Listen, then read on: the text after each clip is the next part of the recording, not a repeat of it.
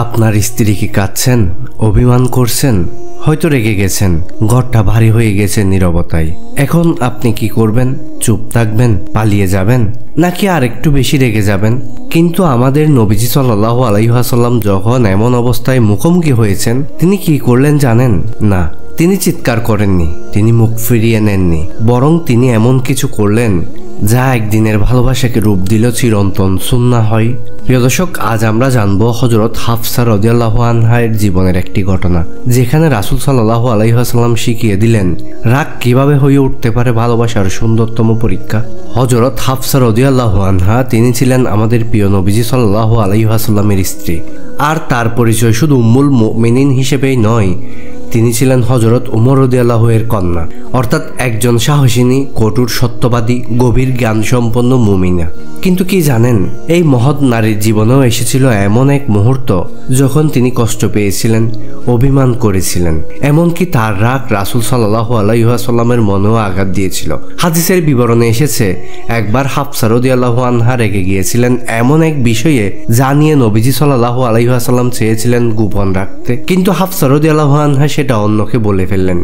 এতে নবীজি সাল্লাল্লাহু আলাইহি ওয়াসাল্লাম খুব কষ্ট পেলেন। তার চেহারার চিন্তার ছায়া, মন ভার। কি করতেন তিনি তখন? তিনি কাউকে অপমান করেননি, তিনি হাফসাকে তুচ্ছ করেননি, বরং তিনি করলেন এমন একটি গুরুত্বপূর্ণ সিদ্ধান্ত। তিনি কিছুদিন তার ঘরে যাওয়া বন্ধ করলেন, না রেগে, না চিৎকার করে, শুধু কিছুটা সময় দিলেন দুজনকে। এই সময়টা ছিল যেন সম্পর্কের নতুনভাবে বোঝার সময়। সেই সময়ে তিনি কোরআনের আয়াত পেয়ে গেলেন, যেখানে হাফসা রাদিয়াল্লাহু ও আয়েশা রাদিয়াল্লাহুকে আল্লাহ সতর্ক করলেন। এরপর রাসূল সাল্লাল্লাহু আলাইহি ওয়াসাল্লাম নিজেই মাফ করলেন, নিজেই সম্পর্কটাকে আবার জোড়া লাগালেন। আর হাফসা রাদিয়াল্লাহু আনহা তিনি হয়ে গেলেন কোরআনের হাফেজা। তার কাছেই ছিল খাঁটি কোরআনের পাণ্ডুলিপি সংরক্ষিত। সুবহানাল্লাহ। এই কাহিনী কেবল একটি দাম্পত্য ঘটনা নয়, এটা আমাদের জীবনের শিক্ষার দরজা খুলে দেয়।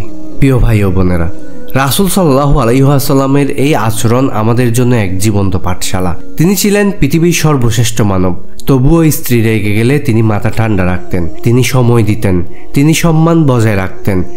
আজকের যুগে আমরা কি করি? একটু কিছু হলেই রাগ, উল্টো শব্দ ছুড়ে মারা, কখনো সম্পর্ক ভাঙার হুমকি, আর পরিণতিতে ভালোবাসার জায়গায় তৈরি হয় বিষাক্ত দূরত্ব। কিন্তু রাসূল সাল্লাল্লাহু আলাইহি ওয়াসাল্লামের সুন্নাহ কি শিখায়? শেখায় ধৈর্য, শেখায় বোঝার চেষ্টা, শেখায় সম্পর্ককে সময় দেওয়া, এবং সবচেয়ে বড় শিক্ষা ক্ষমা করা। হাফসা রাদিয়াল্লাহু আনহার জীবনে আমরা দেখি রাগ, অভিমান থাকলেও ভালোবাসা কিভাবে টিকে থাকে যখন পাশে থাকে একজন সুন্নাহ প্রেমী স্বামী। এই ঘটনাগুলো শুধু ইতিহাস নয় ভাই, এই ঘটনা আজও আমাদের ঘরে ঘরে দরকার। আপনি যদি একজন স্বামী হন, তাহলে রাসূল সাল্লাল্লাহু আলাইহি ওয়াসাল্লামের এই সুন্নাহ আপনাকে শিখাবে কিভাবে স্ত্রীকে বোঝাতে হয়। আর আপনি যদি স্ত্রী হন, এই কাহিনী আপনাকে শিখাবে কিভাবে নিজের আবেগকে রাসূল সাল্লাল্লাহু আলাইহি ওয়াসাল্লামের চরিত্র দিয়ে ছাকতে হয়। আজ থেকে প্রতিজ্ঞা করুন, ঘরে যদি রাগ আসে আমরা উত্তরে ভালোবাসা দিব, অভিমান এলে আমরা সময় দিব, সম্মান দিব, রাসূলের সুন্নাহকে সামনে রাখব। কারণ আমাদের নবীজি সাল্লাল্লাহু আলাইহি ওয়াসাল্লাম ছিলেন একজন নবী নন, তিনি ছিলেন একজন আদর্শ স্বামীও। আর সে আদর্শ যদি ঘরে আসে, তবে ঘরও একদিন হয়ে উঠবে জান্নাতের এক অংশ ইনশাআল্লাহ। প্রিয় ভাই ও বোনেরা, ভালোবাসা শুধু ভালো সময়ে বোঝা যায় না, ভালোবাসা আসল রূপ দেখায় যখন ভুল হয়, যখন রাগ আসে, যখন সম্পর্ক ঝুঁকে পড়ে ভাঙনের দিকে। রাসূল সাল্লাল্লাহু আলাইহি ওয়াসাল্লাম সেই মানুষ যিনি ভুলের সময় ভালোবাসা দিয়ে আগুন নিভিয়েছেন। তিনি প্রমাণ রেখেছেন মহব্বত মানে শুধু হাসি মুখে থাকা নয়, বরং রাগের সময়ও কাউকে ধরে রাখা। আজ আমরা যদি চাই আমাদের সংসার হোক জান্নাতের প্রতিচ্ছবি, তাহলে গড়ে আনতে হবে সেই সুন্নাহর আলো যা রাসূল সাল্লাল্লাহু আলাইহি ওয়াসাল্লাম রেখে গেছেন, রাগ, অভিমান আর সম্পর্কের জোড়া লাগানোর মধুর আচরণ দিয়ে।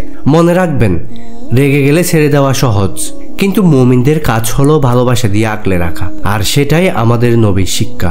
আসুন সেই শিক্ষাকে বুকে ধারণ করি, ঘরে ফিরিয়ে আনি সেই আলো যা যুগে যুগে হৃদয় জিতেছে, রাসূল সাল্লাল্লাহু আলাইহি ওয়াসাল্লামের ভালোবাসার সুন্নাহ। পরবর্তী ভিডিওতে আবারও দেখা হবে ইনশাআল্লাহ।